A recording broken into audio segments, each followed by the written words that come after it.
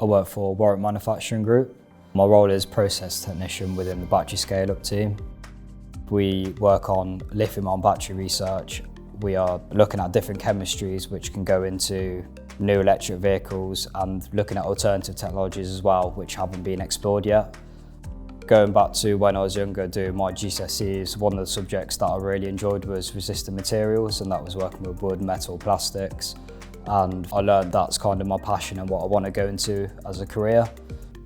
The first 2 years of my apprenticeship, I learned so much experience that I was actually an expert on some of the kit that we were using. So it was good to see that the skills and knowledge that I've learned during the first 2 years, I was able to apply it, and I was actually the one training new people coming in as opposed to I'm learning from people. So from that I got to develop even more, and I got to see that my hard work's paid off during the apprenticeship.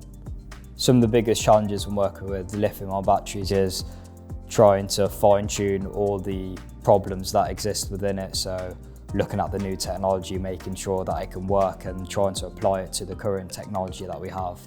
Using specialist equipment, we'll be able to manufacture the cells using equipment like a mixer, a coater, which is used to make electrodes, and then that will be taken to a large dry room. So we can see if there's any problems, and then we can fine tune it, and using existing skills and knowledge, we can maybe tweak that recipe to get that to work. Some of the lithium-ion battery research that you see, you'll actually get to see some of that on the road today. So it's very cool seeing how the battery get manufactured all the way, and when it goes to test, if it actually is successful, it's like, oh wow, I've done that and it actually works.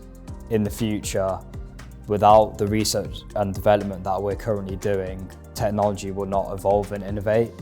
Over the course of the coming years, we can evolve that research and development, and from that will be able to directly feed into future generations of electric cars.